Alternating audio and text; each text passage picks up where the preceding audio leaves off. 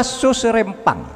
Rempang itu Batam. Jadi di Rempang itu begini, pada tahun 2001 pemerintah membuat pengumuman, ini 2001 ya. Membuat pengumuman, 2002 juga diumumkan siapa yang mau berinvestasi di pulau-pulau terluar, pulau yang kecil-kecil tadi. Karena itu tidak dimanfaatkan, ada penduduknya tapi tidak produktif. Siapa yang mau berinvestasi menjadi daerah industri, daerah wisata atau apa? Tidak ada yang mau 2001, 2002. 2004 ada pengembang yang mau mengeluarkan uang 381 triliun di tahun 2004. Kontrak dengan pemerintah daerah, selesai kelak. Karena uangnya belum ada tapi kontrak untuk tanah, untuk pemindahan sudah jadi, dia pergi, tidak diurus nih tanah. Ketika tanah yang sudah dikontrak ini tidak diurus, masuk pengembang-pengembang baru, diberi izin oleh gubernur dan wali kota. Padahal ini sudah milik orang. Nah sekarang orangnya kembali, ini dikosongkan, itu yang terjadi keributan, saudara. Itu yang terjadi keributan sekarang ini.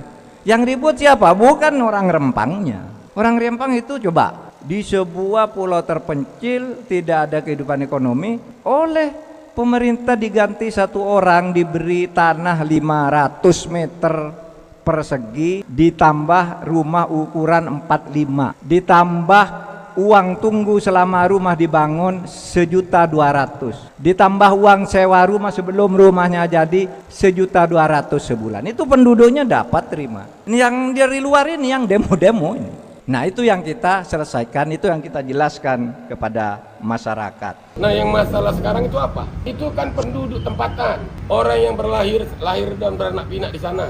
Sebelum ada BP Batam, dia sudah ada kampung itu.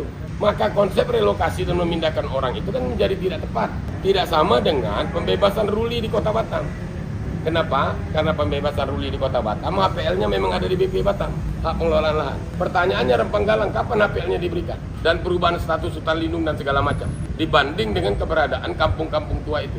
Kan berbeda kan? Maka kalau sekarang seperti ada perlawanan, sebenarnya bukan perlawanan. Ada pihak yang mempertahankan haknya, ada satu, pemerintah dalam hal ini BP Batam, Pemko Batam, merasa menjalankan yang menjadi kewenangan dia. Tidak ketemu kan? Itu hak sama hak kan? Tapi ingat, jangan dengan mengatasnamakan hukum, maka dianggap orang yang membela haknya ini pelanggar hukum. Karena ada hukumnya, ini status tanah ini apa? Tanah negara. Maka Anda tidak berhak. Loh, harus lihat sejarahnya. Jadi jangan dibenturkan aparat penegak hukum dengan mereka, masyarakat yang mempertahankan hak. Lakukan dialog. Nah, kita masuk kepada substansi masalah. Saya perlu mengkonfirmasi dan mengkonter karena belakangan viral ya, bahwa ini statement Kepala BP juga gitu. Ini sudah dimulai sejak tahun 2002. Itu hal yang berbeda.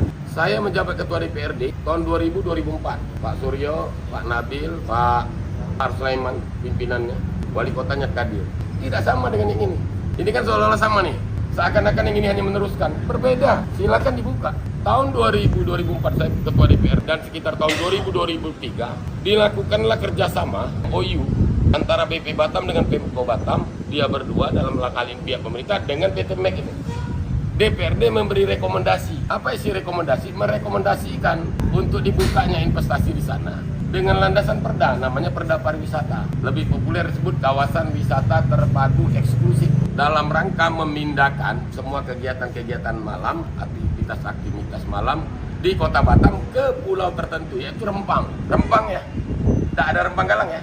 Rempang, Rempangnya pun Rempang pulau yang terpisah dari daratnya. Ada pulau tersendiri Rempang. Karena status lahan, ingat baik-baik, tahun 2004 terutama akhir jabatan saya. Status lahan itu HPL-nya belum ke BP, tidak juga ke Pemko. Jadi Pemko mengklaim merasa kewenangan dia karena itu bukan wilayah kerja BP. Jadi makanya BP tidak bisa memberikan HPL ke sana, mengalokasikan lahan. Belum kewenangan dia. Pemko Batam juga belum mendapatkan kewenangan itu dari negara. Maka muncullah istilah yang namanya status quo. Saya belum melihat tapi itu ada kepresnya. Keputusan Presiden menyangkut status quo Pulau Galang dari jembatan 1, setelah jembatan 1 sampai ke sana, sampai ke ujung status quo. Artinya apa? Tidak boleh BP, tidak boleh Pemko mengalokasikan, masih kewenangan negara, tanah negara. Di dalam tanah negara itu macam-macam, ada hutan lindung dan segala macam. Artinya apa? Dulu. Artinya apa? Kewenangan pusat betul. Bagaimana dengan status Perda KWTE tadi dan rekomendasi DPRD? Rekomendasi DPRD tidak berlanjut. Karena waktu itu yang menjabat Kapolri setelah dilantik dia melarang perjudian. Karena dia beranggapan bahwa kawasan wisata terpadu eksklusif itu akan dibuat judi. Karena memang salah satu proyeksinya menjadikan apa yang dijadikan Sentosa itu. Sentosa belum ada. Sentosa berhasil itu jadi Sentosa itu karena batalnya Rempang itu kalau mau tahu. Maka perda KWTE itu atau perda pariwisata itu menjadi tidak berlaku. Maka selesailah MOU atau kerjasama itu tidak berlaku. Jadi kalau sekarang yang masuk PT MEK, betul dulu PT MEK, jadi dia ingin melanjutkan investasi dan masuknya ini melalui siapa? Pusat, PKPM kan, dan investasinya besar, berbeda sama sekali dengan konsep desain awal yang waktu perda tahun 2002-2003 itu yang direkomendasi DPRD Batam. Berbeda. Nah, itu saya perlu klarifikasi. Jadi bukan lanjutan ini. Kok dibilang lanjutan? Macam mau buang badan. Berikutnya berkaitan dengan rencana proyek PT MEK. Seharusnya penyelesaiannya kan melalui dialog. Kedua, kalau betul, karena saya belum mempelajari secara detail, kalau betul konsepnya adalah relokasi yang semula ditawarkan 200 menjadi 500, itu tidak pas. Itu bukan orang yang digusur, bukan orang ruli karena dipakai untuk investasi dan pembangunan, maka dia direlokasi. Ini orang tempatan. Duluan dia dari lembaga BP ini tinggal di sana, beranak pinak, beranak cucu. Yang betul adalah memanusiakan orang itu menjadi lebih makmur dia karena investasi. Maka dia harus bagian dari integrasi dari konsep pembangunan. Dia tetap di sana, terintegrate dengan investasi itu. Kalau rumah tinggalnya tidak cocok dengan kawasan pariwisata, rumahnya yang diperbaiki. Karena dia mencari makan kan di sana, di laut. Bukan ditaruh di rumah susun dia, atau dibuat ke rumah lagi. Tidak, kampung itu adalah bagian integral dari konsep pengembangan kawasan. Tidak perlu ada istilah gusur-menggusur. Kalau mereka memenuhi kualifikasi, melalui standar untuk dikerjakan, kerjakan. Atau dihitung luasan tanahnya, maka itu menjadi saham mereka di perusahaan tersebut. Maka dia punya masa depan sampai anak cucunya. Jadi kalau saya punya lahan sana, saya penduduk asli, dihitung silakan. Nanti dihitung sebagai saham saya di perusahaan PT MEK itu, atau perusahaan apapun namanya. Sehingga saya sampai anak cucu saya terjamin. Bukan putus karena hari ini aja penyelesaiannya. Nah kalau itu mungkin tidak ada gejolak. Tapi kalau dia relokasi, dapat 500, terus dapat apa lagi? Setelah konsep ini selesai, mereka tidak aman sampai masa depan. Sampai kapan bisa terancam dengan investasi baru. Bukankah investasi itu untuk kesejahteraan kan? Dan juga kembali kepada konsep ilmu negara. Negara dibentuk untuk melindungi segenap tumpah darah bangsanya. Betul. Nah sekarang jadi tidak terlindungi mereka. Apa karena dengan atas nama undang-undang yang disampaikan polisi? Ini atas nama hukum, saudara. Hukum itu siapa yang buat? Kok kita yang membuatnya? Atas nama hukum, saudara, jangan menghadang jalan ini.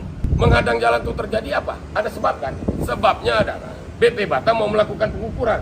Tentu mereka menolak. Mereka tidak punya apa-apa selain ngadang jalan. Punya badan saja. Tapi polisi dilindungi undang-undang, punya baju seragam, bersenjata. Nah seketika dia melawan, dianggap perlawanan, melanggar hukum kan? Lemah lagi dia. Padahal negara dibentuk, pemerintah dibentuk untuk melindungi mereka. Bisa saja menurut saya presiden atau pemangku kepentingan di pusat tak tahu informasi secara jelas bahwa kampung ini adalah kampung yang apa? DPRD rekomendasi. Pulaunya bukan pulau yang besar. Bukan. Nah dulu kan rempangnya rempang pulau dan itu untuk wisata saja. Sekarang konsepnya apa? Industri. Ada industri segala macam lah, Eco City. Beda kan? Dan pengajuan ini kan ke pemerintah pusat karena yang punya kami sudah tak berlaku kan. Nah kenapa itu saya harus perlu klarifikasi di sini? Itulah bentuk pertanggungjawaban. Jadi kalau Anda memimpin hari ini, Anda jangan menyalahkan nenek moyang yang memimpin zaman dulu. Anda makan buah huldi terus Anda yang menanggungnya. Tidaklah. Tahun 2000 tanda tangan rekomendasi untuk menjadikan kawasan wisata terpadu eksklusif. Maka BP Batam dengan Pemko Batam perlu direkomen untuk tanda tangan dengan PT MEK. Itulah isi rekomendasi DPRD. Kan fotonya banyak tak jelas. Diperjelas dong. Ini saya ngomong, diperjelas. Ini tabang ngomong ini. Memang ada. Terus Anda jangan ngomong, ini saya tidak terlibat tahun 2000. Pemimpin apa? Ini sejak tahun 2001 sudah ada. Terus kenapa? Tahun 2001 Anda di mana? Mau ditanyakan. Anda siapa tahun 2000? Itu namanya pemimpin itu. Makanya dulu kalau zaman Pak Harto ada GBHM. Sekarang ada RPJMD. Karena pemerintah ini berkesinambungan, sustainable. Maka Anda hati-hati waktu memimpin, DPRD juga hati-hati. Saya gubernur, saya mau buat ini. Disetujui oleh rakyat melalui DPRD. Maka ini dipertanggungjawabkan. Jadi jangan waktu pemimpin yang baru. Dulu kan bukan saya wali kotanya. Bukan saya kepala BP-nya. Pemimpin apa tuh? Memang kamu bukan. Kamu di mana dulu? Kamu mungkin masih ngojek dulu.